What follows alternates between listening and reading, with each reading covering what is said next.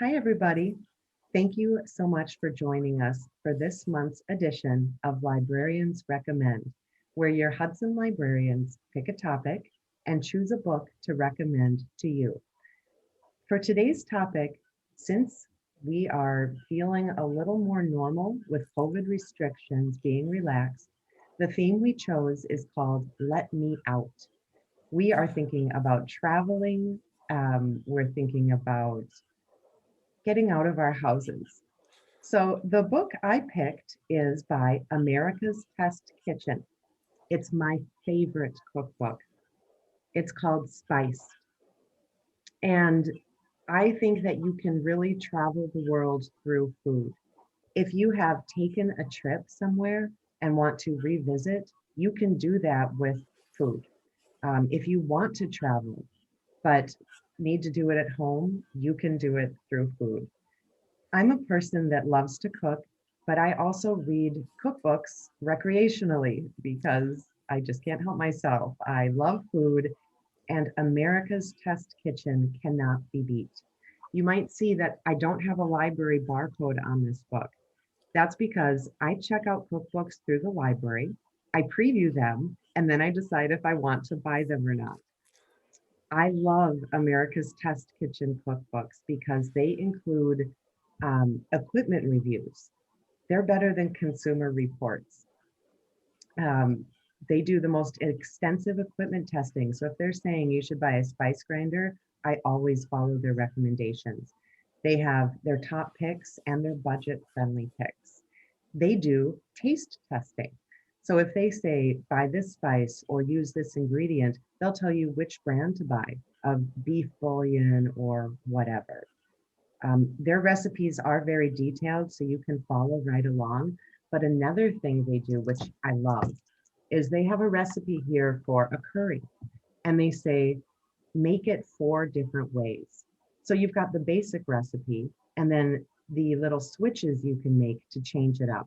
And that's how I like to cook. I like to have a basic recipe, but then I can change it up through spices.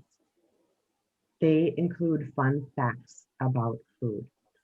Spices are just fascinating. I mean, salt used to be such a valuable commodity. So the history of spices, the origins, the uses, to me, it's not the kind of book that I sit down and read, but I love to work my way through it in small bites. So once again, Spiced by America's Test Kitchen. Now over to Camille. Take it away. So the book that I picked is The Star-Crossed Sisters of Tuscany by Lori Nelson Spielman. And it follows the story of Amelia, who is part of a large Italian family living in Brooklyn. And it is rumored that the second daughter in each family is cursed to never find love and be alone for their entire lives. And Amelia, our main character, happens to be the second daughter. And one day she receives a letter from her estranged aunt, Poppy, who promises that if Amelia travels to Italy with her on Poppy's 80th birthday, she will break this curse. And so Amelia, Poppy, and another second daughter in the family, Lucy, go on a trip all through Italy. They visit Venice, Florence, and Ravello, and you really feel with these descriptions like you're getting lost in the maze of streets in Venice with them, and you're sitting on the cathedral steps in Ravello with them as the sun comes up and they're waiting for Poppy's one true love to show up.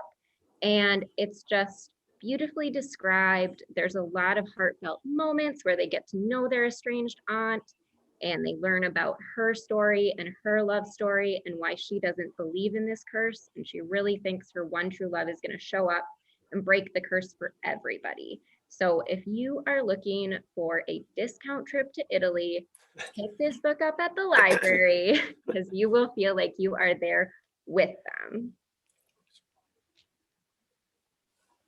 And Sarah, go for it. All right. I don't have a copy of the book, but I printed out a picture. I'm recommending Music for Tigers. It's written by Michelle Katarusman. And my 5th grader actually recommended this to me. This is a juvenile fiction book. I like to recommend those from time to time because sometimes our kids are looking for stuff too. So Music for Tigers is not what I was thinking it would be. It's not your typical kind of tigers. It's Tasmanian tigers from the Tasmanian rainforests in Australia. And Australia is a place I've always wanted to visit, and I just loved the imagery of the rainforest and all the different creatures that we don't have around here. So it was a great book.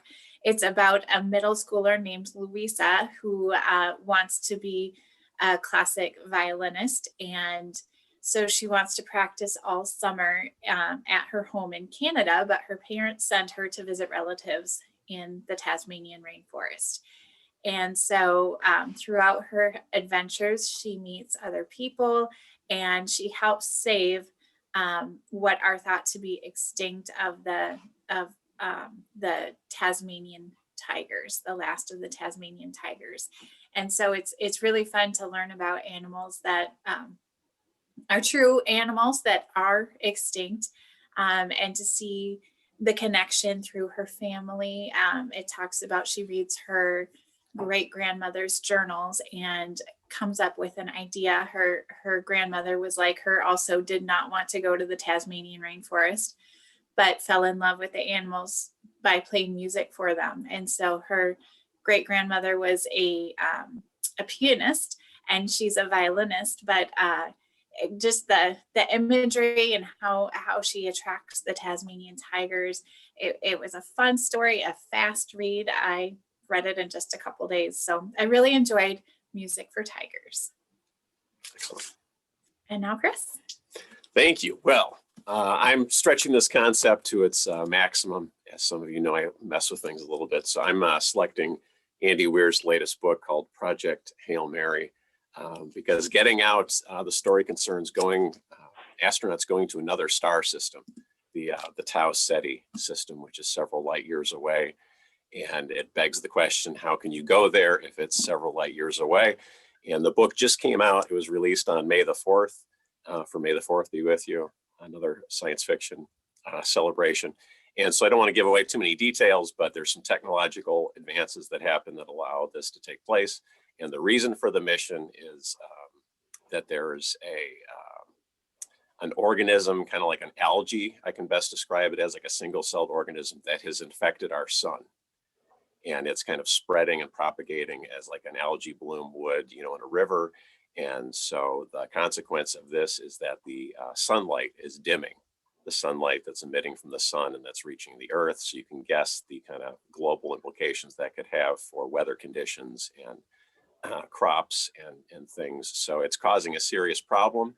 It's happening slowly, and scientists are looking to figure out where this came from and what's going on. And they start looking at other stars, and they're seeing the same thing, that their light has dimmed from the historical record, and that this kind of bacteria, if you will, has infected other stars. And as they're looking around, they see that the Tau Ceti star system, this is not happening. And so that leads the scientists to say, we need to send a mission there if we want to figure out a way to save our star, because this is the only one that we have found that is not having this problem. So there must be something unique to this star, the star system, that is preventing this from being a problem. And we need to figure that out if we can use that information to fix our problem here with our star. So that's all I can kind of say. There's a great structure for the novel where the main character, Ryland Grace, wakes up from a coma, and he has amnesia. So it's one of those literary devices of kind of, you're going through the story with the protagonist, because it's allowing you to learn things as the character's learning things.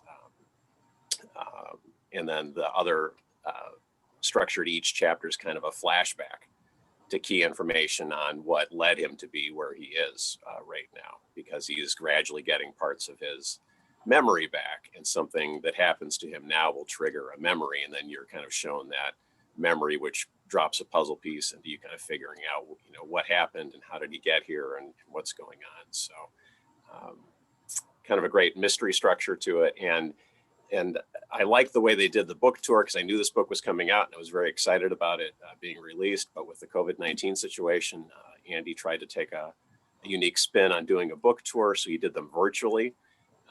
And I checked his website. He was doing 2 weeks of kind of virtual dates. And so you could kind of select the one that you wanted to attend virtually. And I chose Third Place Books, which is an independent bookstore in Oregon. So some of the proceeds were going to support that independent bookstore. And then if you did it and you signed up, they mailed you cool stuff like a mission patch that's tied to the story. And then you'd get an autographed copy of the book. And that was a lot of fun. And this is Andy Weir's third book. Some people may be familiar with him from writing The Martian, which became the hit movie with Matt Damon. That was set on Mars, and his follow-up was called Artemis, which was set on with a moon colony. And now this one is going to another star system. And this one, I found out on his book tour, he sold the film rights as well. So Ryan Gosling is going to be starring in and producing the film version of Project Hail Mary. So I think it'll be and the book is just fantastic. I was telling my family, I'm like, you're all going to love this movie because you can kind of just see it coming together in the books. I think it'll be, I'm going on a limb projecting it'll be a big hit movie when it comes out for that too. So that's my pick, which is Andy Weir's Project Hail Mary, which just came out. Thank you. And thank you all so much for joining us. Please leave us a comment in the section below. Let us know, are you traveling? Are you reading books about travel? And what would you like to see us pick as our next topic? Thanks, everyone. Have a great day.